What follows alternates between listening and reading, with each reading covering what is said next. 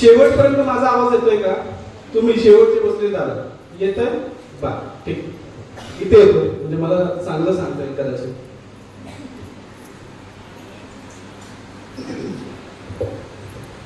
सगळ्यांचे खूप खूप आभार. आपण एवढ्या मोठ्या संख्येने आज या मार्गदर्शन शिबिरासाठी आलेला आहात. माझी माहिती सांगतो. माझं नाव आहे कल्पेश सुरेश शेलार. मुंबईत राहतो मी घाटकोपरला.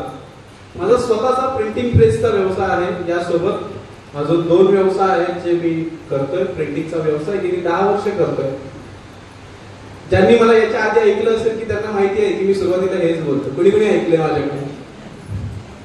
तर हे माझं इंट्रो आहे की जे मी सदैव सांगतो. कारण की आज उद्या परवा तुम्ही ज्या वेळेला पण मला भेटाल त्यावेळेला मला कल्पेशिकर म्हणून ओळखताना माझा नेमका व्यवसाय काय आहे हे पण तुम्हाला ओळखता आलं पाहिजे की हे दादा हा व्यवसाय करतात. म्हणून मी प्रत्येक वेळेला सांगतो. आता इथे काही माझा प्रिंटिंगचा व्यवसाय तुम्ही घ्यायला येणार नाही आहेत माझ्याकडे, पण माझा व्यवसाय ही माझी ओळख असली पाहिजे. त्याच्यामुळे मला हे नाव सदैव जिवंत ठेवावं लागणार आहे. आणि त्याच्यात माझं मीठ भाकरी माझ्या घरात येते, माझं पोट भरतं, माझ्या कुटुंबाचं पोट भरतं. त्याच्यामुळे मी ज्या ज्या वेळेला माझी ओळख सांगतो त्यावेळेला मी माझा व्यवसाय काय करतो हे नेहमी सांगतो. आणि मी अपेक्षा करतो की यानंतर भविष्यात आपणही जिथे पण जाल ज्या ज्या वेळेला तुम्हाला बोलायची संधी मिळेल त्या वेळेला तुम्ही तुमचा व्यवसाय अशा प्रकारे प्रेझेंट करा. मला वाटतं तासगाववरनं कोणी आले का इथे? तासगावच्या बैठकीला तुम्ही हजर होता? तर तासगावच्या बैठकीत आपण शिकलो होतो की प्रेझेंटेशन कसं करायचं. आठवतंय की स्वतःला सेट कसं करायचं, सांगायचं कसं, व्यवसाय कसा करायचा आणि अधिकाधिक लोकांपर्यंत कसं पोहोचायचं. गेल्या 6 महिन्यात आपण ज्या ज्या बैठका घेतल्या त्या प्रत्येक बैठकीत माझ्याकडून ज्या ज्या वेळेला जे काही सांगितलं गेलंय प्रत्येक ठिकाणी मी वेगवेगळा काही ना काही व्यवसाय संबंधीचा भाग सांगितलेला. मी प्रयत्न करतो ज्या वेळेला माझी बहीण किंवा माझे बांधव माझ्या समोर असतील त्यावेळेला माझ्याकडे हा जो 10 वर्षाचा माझा स्वतःचा एक्सपिरियन्स असेल किंवा मराठा उद्योजक लॉबीमध्ये आल्यानंतर मी जे काही कमवले किंवा जो काही अनुभव आला आपल्या सगळ्यांसोबतचा हा तुमच्यापर्यंत किती आणि कशा प्रकारे पोहोचवता येईल आणि या माध्यमातून तुम्हाला तुमच्या वैयक्तिक आयुष्यात किंवा वैयक्तिक व्यवसायात कसा फायदा करून घेता येईल. कारण की देता यावं हा गुण सगळ्यांमध्ये नसतो. त्यासाठी काही खास लोक जन्माला यावे लागतात आणि मी जन्माला आलेलो आहोत, पण माझ्यासारखी अजून लोक तयार होतील का यासाठी मी 7 वर्ष प्रयत्न करतोय की देणारी लोक जन्माला आणायचे, घडवायचे आणि वाढवायचे. तर आपण सगळ्यांनी मिळून हा प्रयत्न करायचा. माझा आजचा विषय आहे मराठ्यांची रणरागिणी. तुम्ही वाचलं असेल, माहिती पडलं असेल, कसं माहिती पडलं तर मी तुम्हाला सांगतो. मुळातच शूरांचा इतिहास आपला. मुळातच आपण स्वराज्य घडवलं ज्या वेळेला या देशात या मातीत मुघलांचा अत्याचार होत होता, आया बहिणींना अतोनात त्रास होत होता, अनेक प्रकारे छळ केलं जायचं, ओढून नेलं जायचं, विकलं जायचं. त्या वेळेला तुमच्यातली एक आई जिला या सगळ्या मुलींची कीव आली ती म्हणजे तुमची आणि माझी माता राजमाता जिजाऊ. तर या आईने पुढचं सगळं स्वराज्य घडवलं. पण याच्यात एक वेळ अशी आली की हे घडवलेलं स्वराज्य संपतंय का, हे थांबतंय का, इथून पुढे मराठ्यांचं काय होणार आहे, नेमके मराठे काय करणार आहे, यासारखे अनेक प्रश्न उभे राहिले. आणि त्या प्रश्नांचं उत्तर म्हणून याच मराठ्यांच्या घरात एका राणीचा उदय झाला आणि त्या राणीबद्दल आपण आज थोडीशी माहिती घेणार आहोत. आणि त्या माहिती सोबत आपण आपला बिझनेस, आपला व्यवसाय कसा कनेक्ट करू शकतो आणि आपल्या व्यवसायाच्या आजच्या स्वरूपाला मोठं स्वरूप देऊन अधिक चालना कशी देऊ शकतो यासाठी आपण प्रयत्न करणार. पण प्रयत्न करताना मी एकटा करणार नाहीये, मला तुमची सोबत लागेल. आपण काही प्रश्न उत्तर करू म्हणजे त्याच्यात तुम्ही मला सांगू शकाल. तर प्रत्येकाने एकदा घड्याळ बघून घ्या किती वाजले. अजून 1 तास तुम्हाला जाता येणार नाही कारण की माझ्या काही वेळेनंतर सगळ्यात महत्वाचं मार्गदर्शन भोसले सरांचं आहे आणि ते आपल्यासाठी सकाळपासून थांबलेलं आहे. तर ते मार्गदर्शन आहेच.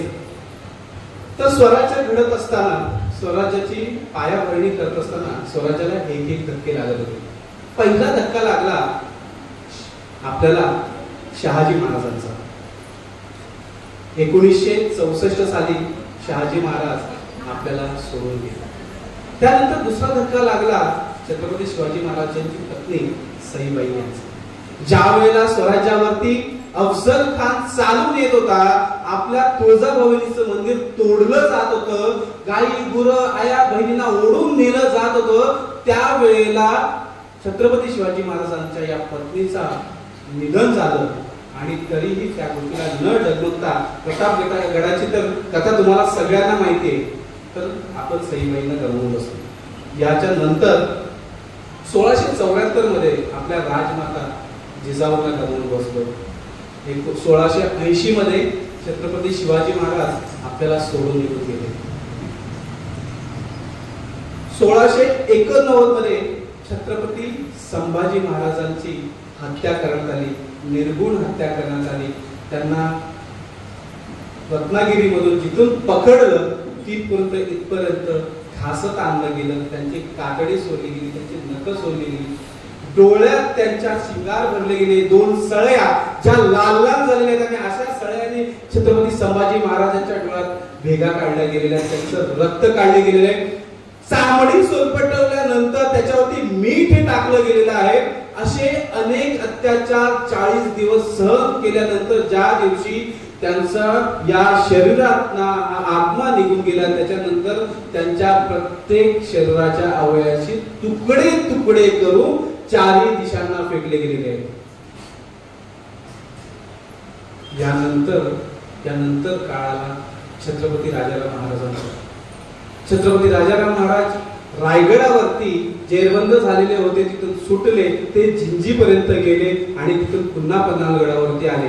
हा संपूर्ण कार्यकाळ 10 ते 12 वर्षाचा आहे. आणि या कार्यकाळात त्यांनी एवढा प्रवास केला आणि एवढे थकले की स्वराज्यात आल्यानंतर त्यांचा मृत्यू झाला.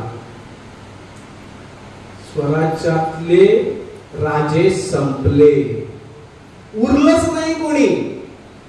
कारण की शाहू महाराजांना मुलांनी कैद करून घेऊन गेले होते.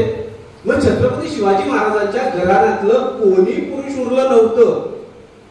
मग आता स्वराज्याचं काय होणार? म्हणजे तुमच्या माझ्यासारख्या लाखो मावळ्यांनी जीव कमावलेल्या या स्वराज्याचं, या मातीचं आता नेमकं काय होणार?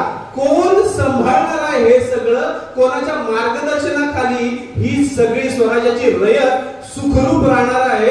हा प्रश्न स्वराज्यातल्या प्रत्येक माता भगिनीला पडला होता, प्रत्येक बांधवाला पडला होता, प्रत्येक सरदाराला पडला होता.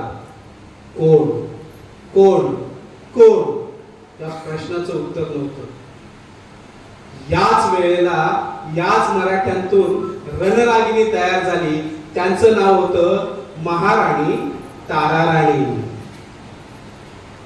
वयाच्या अवघ्या 25व्या वर्षी जिच्या पतीचं निधन झालंय, 25व्या वर्षी आपल्या भगिनींची लग्न होत नाही, त्या वयात आमच्या राणीला वैधत्व आले.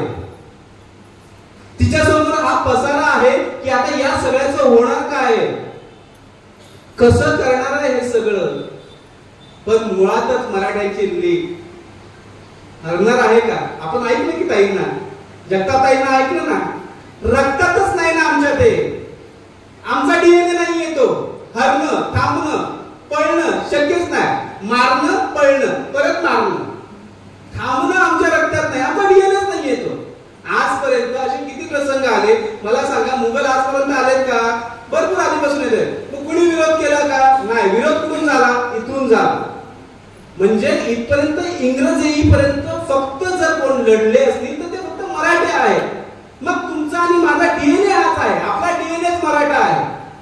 मग शूरवीरांची लोक आहोत. तुम्ही ज्या मुली आहात, तुम्ही सुना आहात, या शूरवीरांच्या मुली आहात किंवा तुम्ही शूरवीरांच्या सुना आहात. अशीच एक सून, अशीच एक मुलगी ताराराणी, सर सेनापती हंबीरराव मोहितेंची मुलगी, ज्यांच्या घरातच शिकवलं गेलं लढाई म्हणजे काय. तर की आज माहिती पडलं बाप आज आलाय, या लढाईला गेल्यानंतर परत येईल का? या पहिल्याच प्रश्नाचं उत्तर नाही असेल. कोण कधी कुणाला कसा मारेल लहानपासून बघितलेली ही तारा राणी हिची कथा आहे. पती वारले, स्वराज्य समोर आहे, मूळ बाळ काम काही नाहीये, मग आता कसं करायचं. तर यांची सुरुवात मागपासून होते. राजाराम महाराज ज्यावेळेला इथून जिंजीला गेले, स्वराज्यात हीच लोक होती जी पाहत होती स्वराज्याचा कारभार कसा करायचा, कोणाला किती वेतन द्यायचं, नीटनेटकं कसं करायचं, लष्कराची सुरुवात कसं करायची, त्यांना ठेवायचं कसं, त्यांच्याकडून काम कसं करायचं आणि वेगवेगळ्या छापामाऱ्या कसं करायच्या. हे सगळं राजाराम महाराज गेल्यानंतर ताराराणीच्या हातात आलं, त्यांनी हातात घेतलं. मॅडम तुम्ही म्हटलं, मला वाटतं स्त्री प्रधान देश आहे आपला, बरोबर आहे ना. या पुरुष प्रधान, माफ करा, पुरुष प्रधान देश आहे आपला. आणि या पुरुष प्रधान देशात एका महिलेचं नेतृत्व मान्य करणं खरंच सोपं होतं का. आणि त्यावेळेला ज्या वेळेला त्या घराण्यात 101 राजे होऊन जात आहेत, त्यावेळेला एका स्त्रीचं नेतृत्व मान्य करणं सोपं होतं का. नाही. पण ही किमया केली, कोणी केली, ताराराणींनी. त्यांचं ऍडमिनिस्ट्रेशन हे कसं झालं पाहिजे, हे कशा प्रकारे झालं पाहिजे, इथे किती लोक गेली पाहिजेत, आणि स्वराज्याचा सगळ्यात मोठा शत्रू औरंगजेब या राज्यात असताना या ताराराणींनी त्याला इथे झुलवत ठेवलं. मग या अशा काय करायच्या. 7.5 वर्षाचा त्यांचा हा कार्यकाळ आहे. या कार्यकाळात त्या काय करायच्या. एखादा किल्ला असा समजा, एखादा किल्ला आहे, साताऱ्याचा किल्ला समजूया आपण. साताऱ्याच्या किल्ल्याला वेढा दिला. साताऱ्याचा किल्ला वेड्यात आतमधल्या लोकांनी 4 महिने 5 महिने लढवायचा. तोपर्यंत आतमधल्या लोकांनी लढवायचा, बाजूच्यांनी रसद पुरवायची. आणि पावसाळा जवळ आला की काहीतरी एक अमुक रक्कम घेऊन तो किल्ला सोडून द्यायचा. ते पैसे स्वराज्यात आणायचे. पावसाळा होईपर्यंत मुघल किल्ल्याची डागडुजी करायचे. पावसाळ्यात काही भांडणं व्हायचे नाही. पावसाळा झाला की परत ही लोक त्याच्यावरती अटॅक करायचे. असे कितीतरी किल्ले याच स्ट्रॅटेजीने, म्हणजे सगळ्यात कठीण विशाळगड 2 लाख रुपये घेऊन दिला होता आणि पुढच्या 6 महिन्यात स्वराज्यात आणला होता. हे नेतृत्व आहे की. एक सोपा विचार करा, ताराराणींना इथे थांबूया. तुमचे सासरे एक खूप मोठी कंपनी रेडी केली. ती कंपनी त्यांच्या नंतरच्या आलेल्या पिढीने चालवली, त्याच्या नंतरच्या आलेल्या पिढीने पण चालवली. आणि ज्यावेळेला तिसरी पिढी आली त्यावेळेला त्या पिढीत पुरुषच उरला नाहीये. आणि अशा परिस्थितीत एका महिलेने त्या कंपनीची जबाबदारी केली. असंख्य असे कामगार लाखो की जे संपूर्ण महाराष्ट्रात पसरलेले आहेत, त्यांची लीडरशिप करायचे, त्यांना काम सांगायचे, कामावरती येतात का, जातात का, त्यांचं प्रोडक्शन काढतात का, या सगळ्या गोष्टी जबाबदारीने करायच्या. हे सोपं आहे का. तर हे कधीच सोपं नाही. पण शेवटी डीएनए कोणाचा आहे. डीएनए कोणाचा आहे. आवाज नाही आला. डीएनए कोणाचा आहे. हार मानणार होतं का. मग काय केलं. उचलली तलवार, प्रात्यक्षिक. मी घोड्यावरती बसणार, मी टाप मारणार, मी लढाईला जाणार. आणि ज्या वेळेला एक स्त्री रणांगणात उतरली त्यावेळेला त्याच्या मागे असलेल्या प्रत्येक सरदाराला त्या रणांगणात उतरावं लागलं आणि त्यांचं नेतृत्व मान्य करावं लागतं. जग दखल तुमची त्याच वेळेला घेता ज्या वेळेला तुम्ही स्वतः पुढे येता, स्वतः काहीतरी करून दाखवता आणि त्याच वेळेला तुम्ही ताराराणी म्हणता. तर हे करावं लागेल. इथपर्यंत आपण कशाला आलेलो आहोत. माझ्या बऱ्याचशा बहिणी इथपर्यंत व्यावसायिक काय माहिती मिळेल, मला काय व्यवसाय करता येईल हे माहिती करून गेलेल्या असतील. बरोबर आहे. किती बहिणी आल्यात माझ्या इथे की ज्यांना व्यवसाय काय करायचंय हे माहिती करून घ्यायचंय. 30% 40%. तुम्ही व्यवसाय काय करायचं हे तुम्ही ठरवायचं असतं. तुम्हाला काय आवडतं, तुम्ही काय करू शकता. जगतापताईंनी कसं सांगितलं, आज त्यांचं 5 कोटीचा टर्नओव्हर आहे, 3 हॉटेल आहेत. पण त्यांनी एखाद्याच्या घरी जाऊन पोळ्या केल्याच नसत्या. त्यांच्यात जे स्किल होतं तर आज त्या इथपर्यंत आल्या असत्या का. नाही. पोळ्या करणं हे त्यांचं स्किल होतं. त्यांना लक्षात आलं की आपल्याला काय बनवता येतंय, चांगलं जेवण बनवता येतंय. त्यांनी डेव्हलप केलं, कॅटरर्स मध्ये आल्या. त्यांना कळलं की हा ठीक आहे, 20-25 माणसाचं आपण बनवू शकतो, आपण 2-3 हजारांचं बनवू शकतो का, हे याचं नियोजन करूया. 2-3 हजारांचं नियोजन केलं. त्यांनी असे छोटे छोटे कित्येक व्यवसाय केले. आम्ही कालच त्यांच्या हॉटेलला होतो आणि त्यांची याच्या आधी आम्ही कथा ऐकलेली आहे, यशोगाथा ऐकलेली आहे. ऐकण्यासारखं सांगण्यासारखं बरंच काही आहे. तर हे तुम्ही ठरवायचंय की तुम्हाला काय करायचंय. तुम्ही ठरवल्यानंतर त्याच्या बाबतीत मार्गदर्शन हवंय तर ते आमच्यापर्यंत सांगा, ही जबाबदारी आमची आहे. 1 ऑक्टोबर 2023 ला या हॉलमध्ये बैठक झालेली. किती लोक होती? 10 लोक होती. मी शब्द दिला होता. मला इथे आमच्या एक ताई उठल्या आणि त्यांनी मला सांगितलं की प्रिझर्वेटिव्ह नैसर्गिक पद्धतीने, हा बघा सांगणार पण इथेच आहे, खूप गोड असतंय. बरं एकदा उभे राहा बरं, बघू द्या आम्हाला, एकदा उभे राहा बरं, बघू द्या. म्हणजे असं तुम्हाला वाटत नाही की मी गोड बोलतोय. आमच्या एका ताईने सांगितलं की नैसर्गिक पद्धतीने आम्ही बनवलेले पदार्थ कसे टिकवता येतील. दादा याच्यावरती आम्हाला मार्गदर्शन हवं. बरोबर आहे. याच हॉलमध्ये मी कमिटमेंट दिलेली की तुम्ही थोडासा पुढाकार घेतला तर आपण याबद्दल मार्गदर्शन 100% आणू. आणि आम्ही आज तुमच्यासाठी हे मार्गदर्शन भोसले सरांच्या स्वरूपाने इथे आणलेलं आहे. तुम्ही तयार करताय हे बरोबर आहे, तुम्ही बनवताय, टिकवताय, याच्यासाठी भोसले सर आहेत की तुम्हाला हे कसं जास्त काळ टिकवता येईल. पण हे सगळं करत असताना ते विकायचं कसं हे पण महत्वाचं आहे की. कारण की सगळं रेडी झालंय, प्रोडक्ट रेडी आहे, खाणारं कोणतरी हवंय की.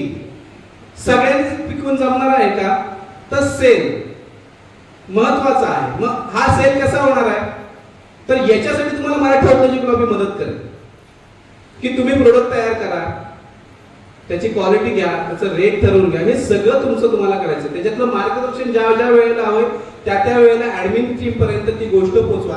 आम्ही अशा पुढच्या भविष्यात येणाऱ्या प्रत्येक कार्यक्रमात आमच्याकडून काही ना काही देण्याचा प्रयत्न 100% करू. असं आम्ही प्रत्येक बैठकीत करतच असतो नेहमी. तर हे तुमच्याकडून आलं पाहिजे. आता तुमच्याकडून अजून काय आलं पाहिजे, तुमच्याकडे एक जबाबदारी आहे, मराठ्यांची पिढी घडवण्याची.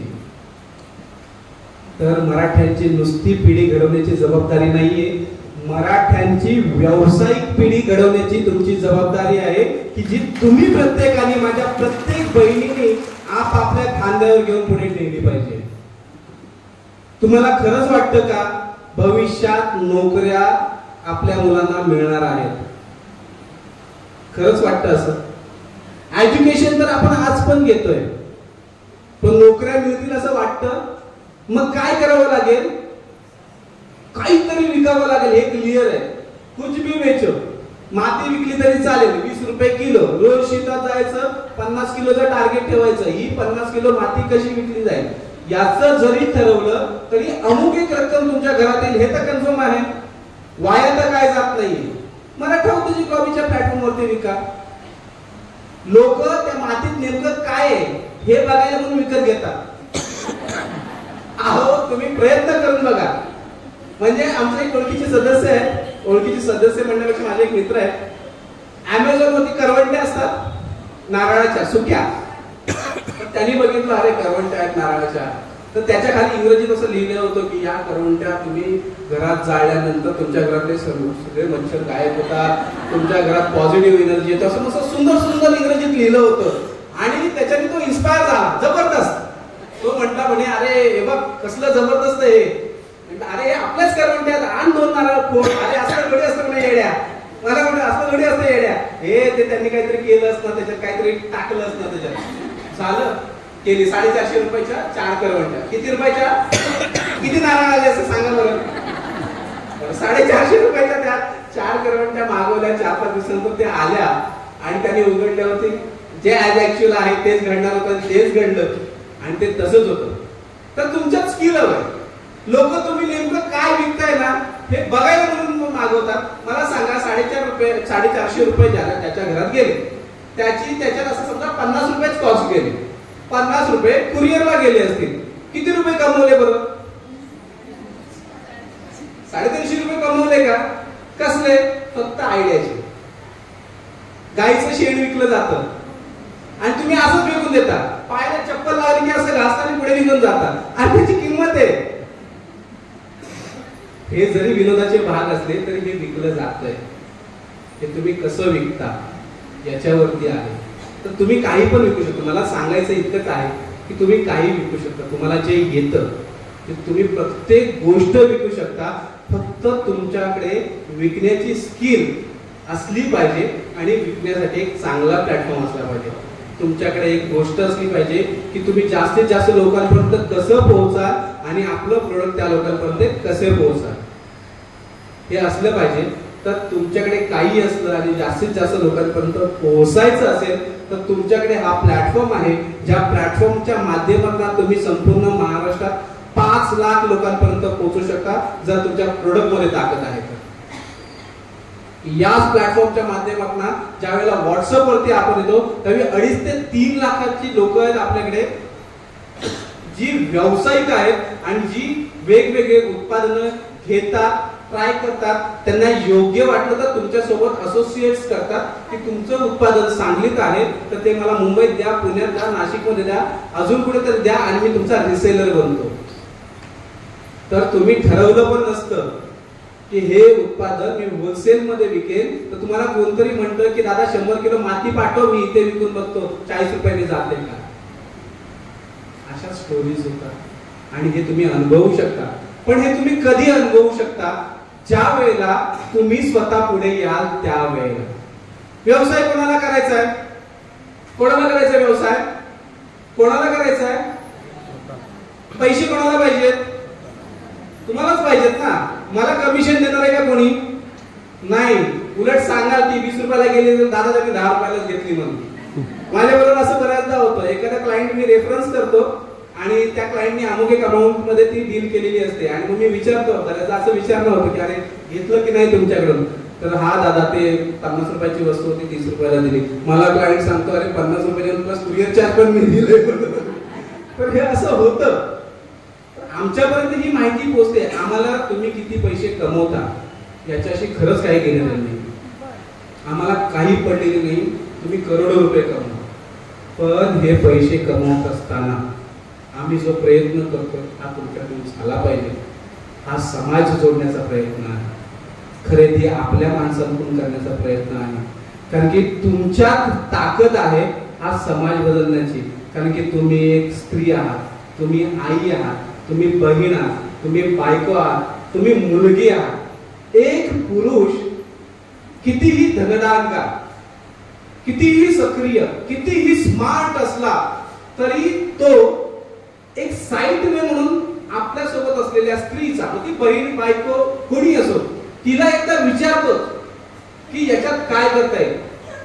सुधा कृष्णमूर्तींचं एक उदाहरण होतं की कृष्णमूर्ती साहेब असे बसलेले आहेत आणि ते म्हणतात, सुधामूर्ती म्हणतात की हे किती स्मार्ट असले तरी यांचं घरचं सगळं मॅनेजमेंट मीच बघत असते, त्यामुळे आय एम द बॉस. तर तुम्ही बॉस आहात घरातल्या. म्हणजे जग किती म्हटलं की देशाबद्दल माहिती नाही तर हा महाराष्ट्र जर असं कोण म्हटलं की पुरुष प्रधान आहे तर मला सांगायला खेद वाटेल की नाही नाही तुम्ही चुकता.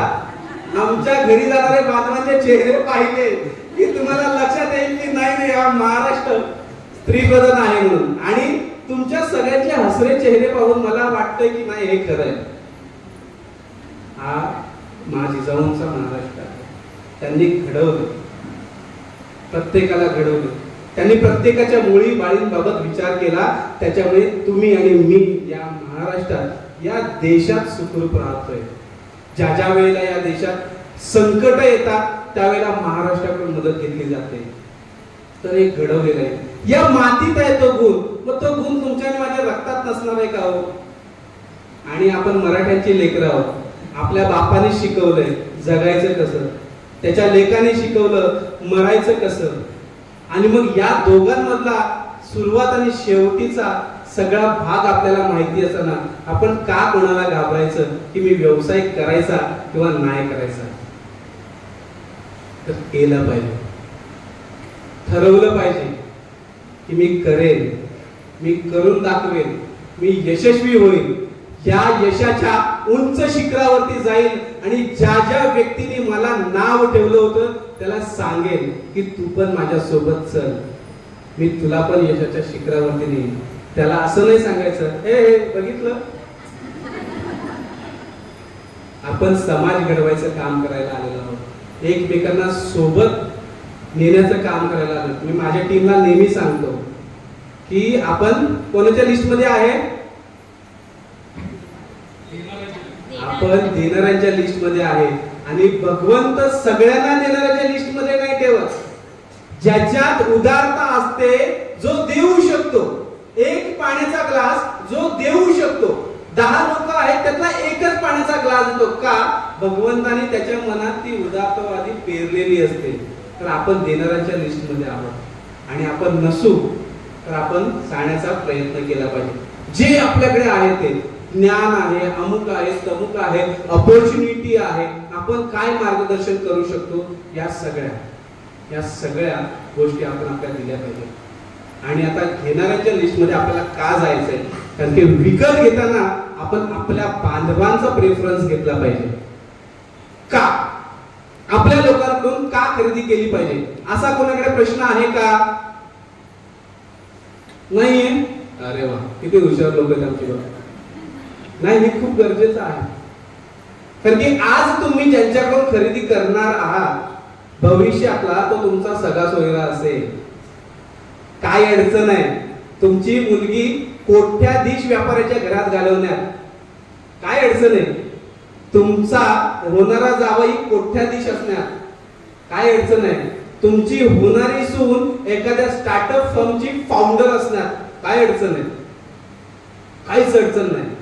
पण हे होणार कधी आहे, ज्या वेळेला तुमच्या सगळ्यांच्या मनात ना ही गोष्ट कन्फर्म होईल की नाही, हे माझ्या घरातनं झालं पाहिजे, हे घडलं पाहिजे, हे पेरलं पाहिजे, हे उगवलं पाहिजे, याला प्रॉपर खत माती गेली पाहिजे, तरच भविष्यात माझ्या कुटुंबात वाढणारं हे झाड समाजाला चांगली फळं देईल, चांगली सावली देईल आणि समाजाचा हा एक मोठा घटक बनेल.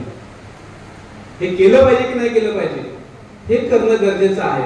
पण हे करताना आपण काय कमवतोय? पैसे. फुकट करणार आहे का हे सगळं? नाही. ज्या वेळेला आपण कोणाकडून तरी विकत घेतोय, त्यावेळेला आपल्याकडून कोणीतरी विकत घेणार आहे, हे लक्षात घ्या.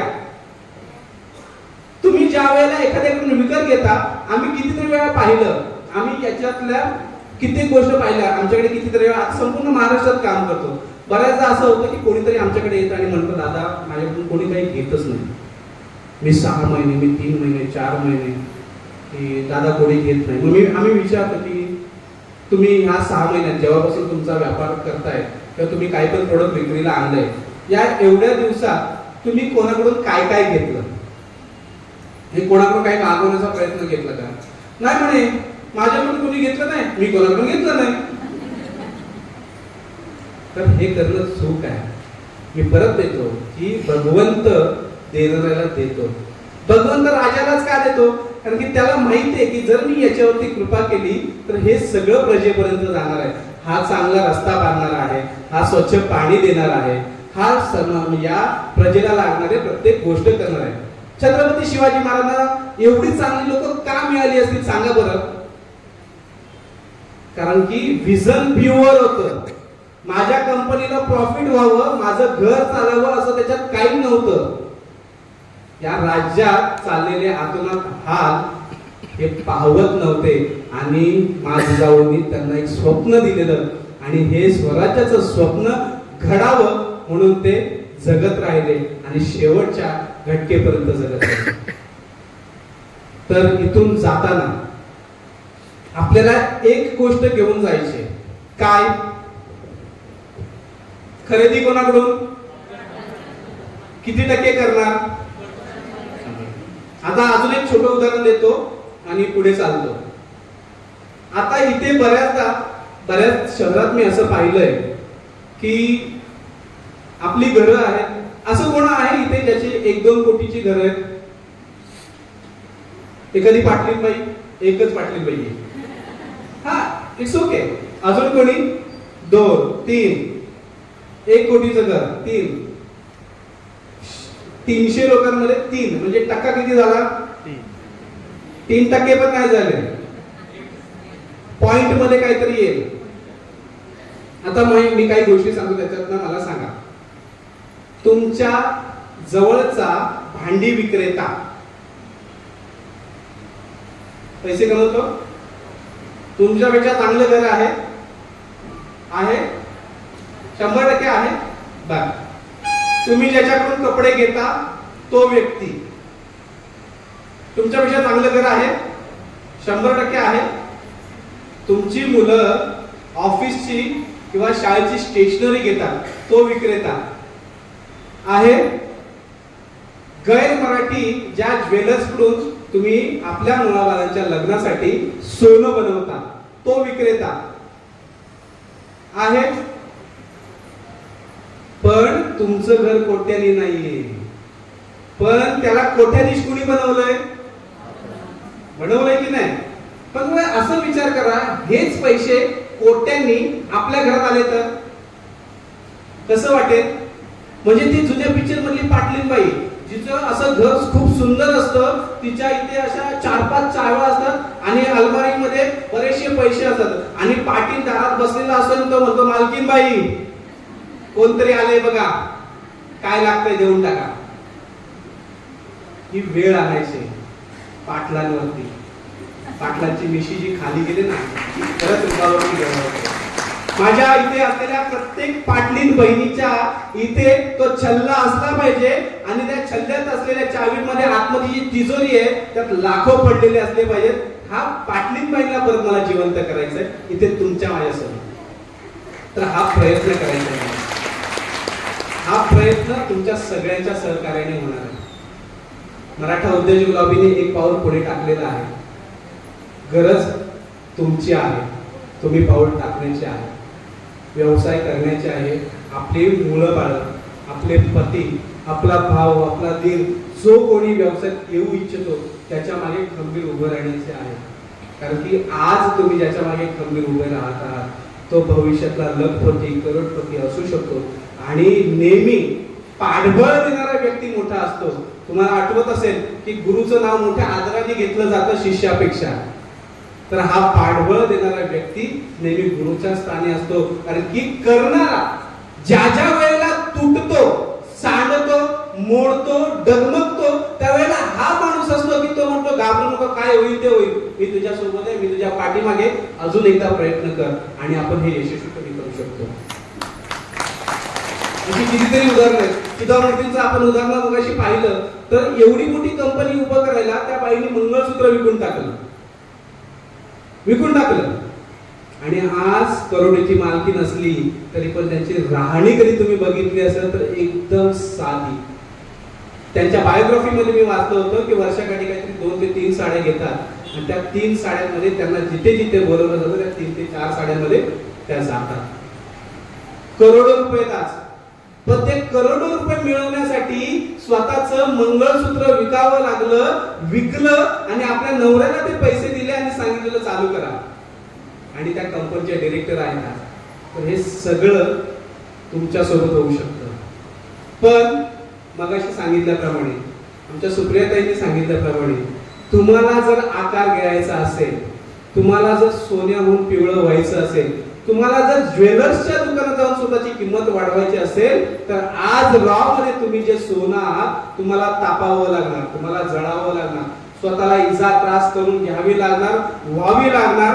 त्यावेळेला तुम्हाला आकार येणार, त्यावेळेला तुमचे गंतन होणार, आता तो ब्रेसलेट होणार आणि विविध अलंकार होणार आणि त्यावेळेला तुमची किंमत वाढणार आहे. तर आपल्या सगळ्यांनी मिळून हा प्रयत्न करायचा आहे की इथून जाताना खरेदी नाही, अजून पण नाही क्लिअर झाले तुम्हाला. खरेदी नाही, कोटीचा आवाज नाही. खरेदी अजिबात नाही, कोटीचा नाही. खरेदी हे स्वतःला सांगा, हे स्वतःला सांगा. ज्या वेळेला तुम्ही कुठलाही गैर मराठी, मी म्हणतो आपण तर मराठा सांगतो, दुसऱ्यांची लोक मोठी करण्यात काही अर्थ नाही. ती लोक 1000 किलोमीटरवरून इथे पैसे कमवण्यासाठी आलेले आहेत. आपण इथलेच आहोत, तर आपण आपल्या लोकांसोबत एवढं तरी प्रामाणिक राहू शकतो की खरेदी करताना त्यांना प्रेफरन्स देऊ शकतो. आपली लोक मदत करतात ना. उत्कर्ष हॉलने आम्हाला मदत केली ना की तुम्ही एवढा सुंदर हॉल करत असणार आहात, कार्यक्रम करत आहात, तर नाममात्र शुल्क द्या. आमचं वीज गेली पाहिजे, जी विकत घेतो आम्ही तेवढं शुल्क दिलं तरी आम्हाला बस झालं. मदत करतात ना. आम्ही ज्या ज्या वेळेला बैठका घेतो, इतर ठिकाणी सांगली जिल्ह्यात 6 बैठका घेतल्या, आम्ही एकदाही हॉलला पैसे दिले नाही. मदत करतात ना. कितीतरी बांधव पुढे येतात की आम्ही नाश्त्याचा खर्च करू शकतो. आजचा हा कार्यक्रम करत असताना खाली आपले स्टॉल लागलेले आहेत, त्या भगिनीच्या माध्यमातून काही पैसे गोळा केलेत आपण. तर आपल्या प्रत्येकाची जबाबदारी आहे की कार्यक्रम झाल्यानंतर खाली जाणं, तुम्हाला ज्या उपयोगाच्या वस्तू आहेत त्या घेतल्या पाहिजेत, त्या घ्या, त्यांना प्रतिसाद द्या. नसेल त्याचे कार्ड घ्या. तुम्हाला ज्या वेळेला गरज लागेल त्यावेळेला घ्या. स्वतःचा व्यवसाय पण त्यांना सांगा की ताई तुम्हाला हे लागलं तर मला कळवा. फक्त विकत घ्यायला जाऊ नका. तुम्हाला जाताना सेल्स लक्षात ठेवायचंय की मला पण माझं प्रोडक्ट द्यायचंय. तर हे लक्षात ठेवा. जाताना खरेदी करायला मात्र विसरू नका. आणि जाताना शेवटचा टप्पा, गेल्या महिन्याभरापासून माझी टीम आपल्या सगळ्यांना इथे आणण्यासाठी प्रयत्न करते. दिवस रात्र, फोन्स, मेसेज, सोशल मीडिया या प्रत्येक माध्यमातून आपल्यापर्यंत पोहोचण्याचा प्रयत्न करते. ती टीम कोण आहे हे सगळ्यांना कळलं पाहिजे. तर मी माझ्या सांगलीच्या टीमला विनंती करतो की आपण सगळ्यांनी पुढे यायचे प्लीज.